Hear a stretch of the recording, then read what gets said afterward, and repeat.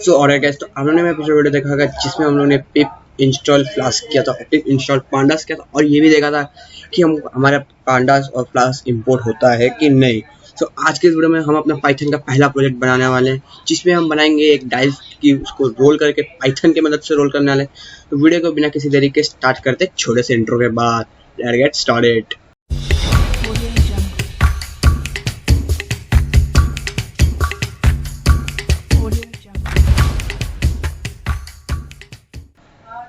So guys, मैंने अपने Python development के फोल्डर में जाके ओपन विद कोड कर लिया है। सो मैंने ओपन विद कोड करने से मेरा ये वाला ऐसा इंटरफेस आता है। अगर आप चाहते तो आप पाइथन भी यूज़ कर सकते हो।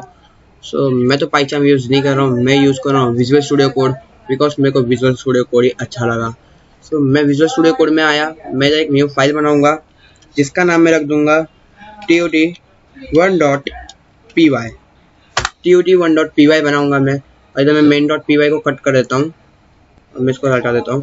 सो tot1.py बनाए। अगर आप भी पाइथन विजुअल स्टूडियो कोड में सीख रहे हैं तो आप tot1.py बनाए। फिर आपको एक एक्सटेंशन डाउनलोड करना पड़ेगा, जो कि मैंने अपने पहले और दूसरे वीडियो दोनों में दिखाया है शायद से। अगर आप लोगों ने नहीं देखा है तो वीडियो का लिंक मैं डिस्क्रिप्शन में दे दूंगा, या तो मैं इसी वीडियो में बता देता हूँ। काम करता हूँ ना, इधर आपको आना है, इधर लिखना है आपको पाइथन। पाइथन लिखते से आपके सामने पाइथन आ जाएगा, जिस पे स्टार मार्क रहेगा आपको उस पर क्लिक करना है, आपको इंस्टॉल कर लेना है। फिर आपका जैसा भी डेटा स्पीड हो उसके हिसाब से वो फटाफट इंस्टॉल होता है। फिर आपके सामने कुछ इस तरीके का इंटरफेस आएगा। इसमें आपको रहेगा अपने पाइथन इंटरप्रेटर को सिलेक्ट करने का। देखो, मैं आपको अभी इंस्टॉल अनइंस्टॉल करके बताया था तो मेरे सामने दो आ गया है। मैं देखो गाइस, मेरे को मतलब कोई काम की वजह से मैंने 3.7 इंस्टॉल किया था पहले। सो मैं अभी आपको ना अपना लेटेस्ट वर्जन ही इंस्टॉल करना है, 3.7 मत करना। मैं 3.9.5 करूँगा। आप अपने टाइम को लेटेस्ट वर्जन ही इस्तेमाल करना। मैंने गलती से मतलब किसी काम की वजह से मैंने 3.7 को इंस्टॉल किया था, किसी को देना था सॉफ्टवेयर बना के, तो मैंने उसके लिए किया था। तो आप मत करना बिल्कुल भी। मैंने पाइथन डाउनलोड किया, अब मैं इधर आ गया हूँ अपने tot1.py में।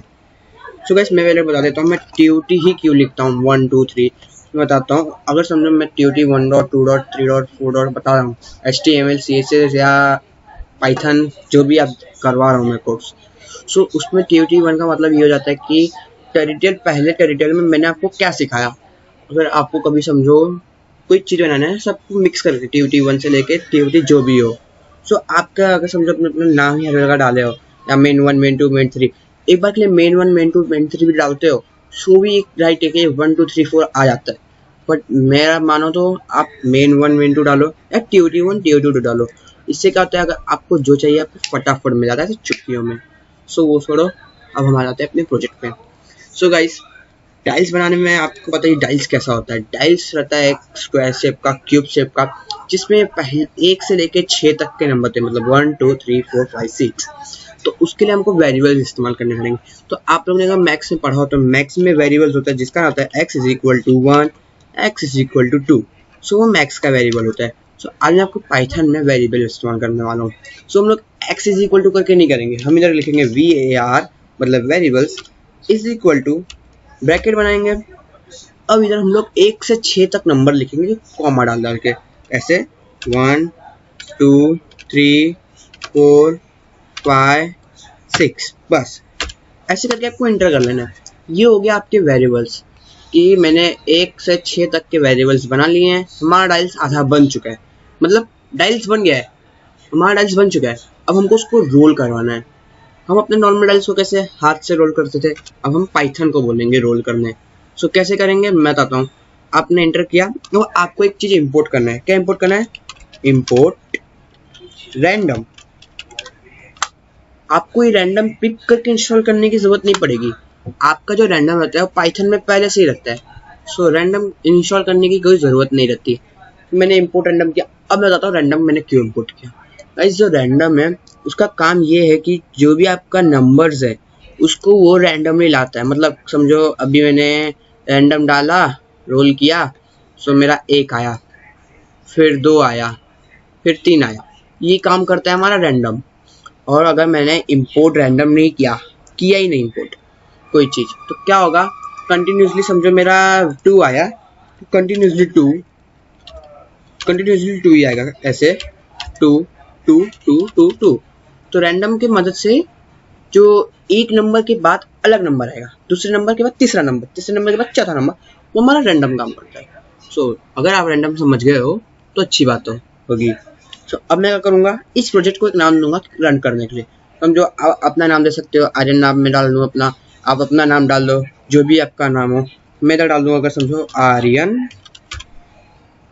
Aryan is equal to random dot choice.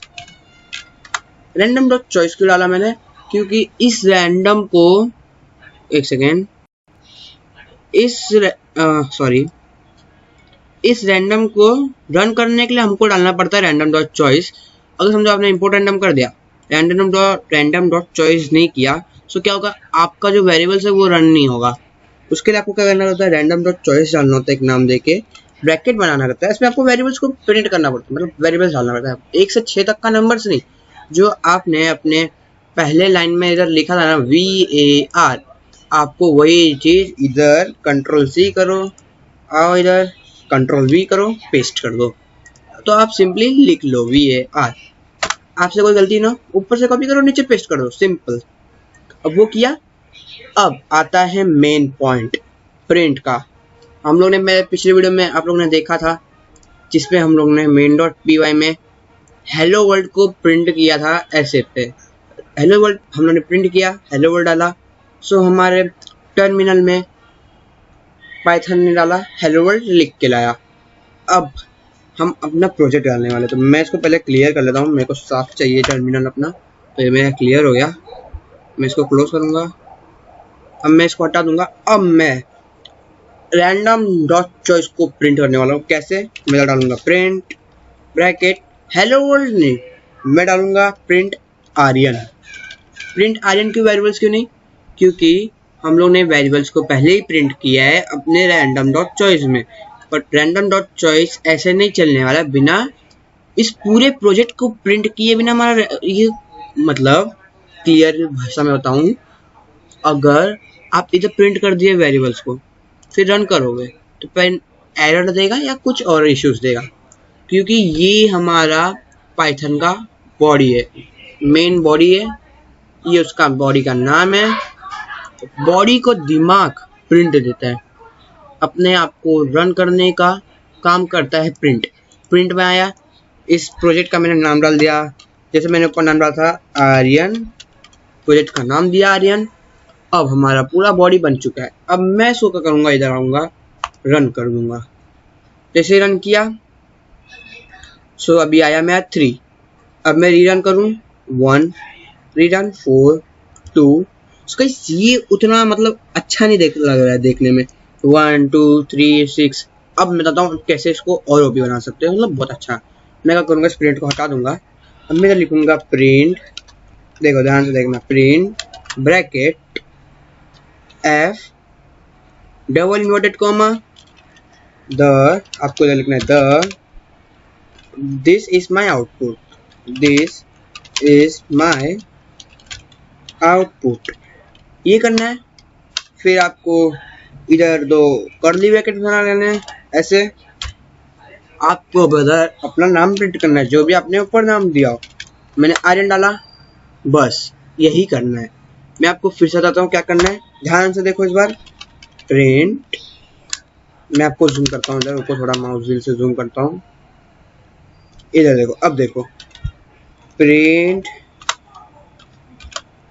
F double inverted comma this is my output, curly bracket open close Aryan.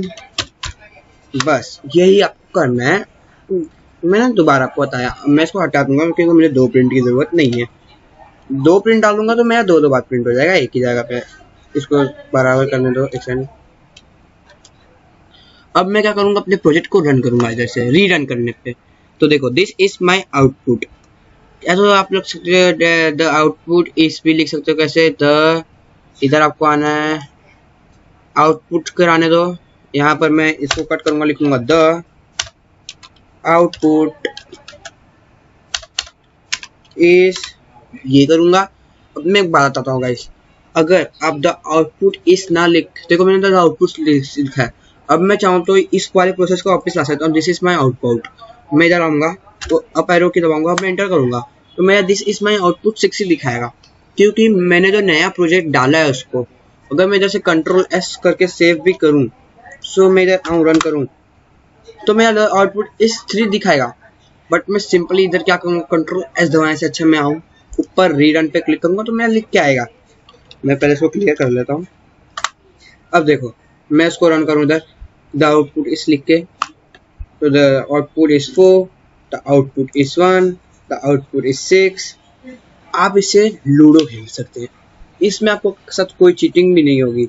आओ भैया मैंने बना लिया है एक लूडो डाइल्स, आओ हम लूडो खेलते हैं। लूडो का आपको क्या लाना है, बोर्ड लाना है, कुछ गोटी लेने, बस टाइल्स की जरूरत ही नहीं, कभी घूम नहीं होगा, कोई चीटिंग नहीं करेगा। बस इस पे रन करो, आओ रन रन, बस आपको नंबर्स इधर ही मिलते हैं। और इसको मैं क्लियर कर दूंगा क्योंकि गंदगी नहीं चाहिए हमें इधर। क्लियर एंटर, पूरा सफा। अब मैं इसको कट कर देता हूँ। सो गाइस आज के लिए इतना ही था। अगर आपको ये वीडियो अच्छा लगा तो इस वीडियो को ज़रूर से लाइक करना, मेरे चैनल को ज़रूर से सब्सक्राइब करना। मिलते हैं अगले वीडियो में। Thank you for watching.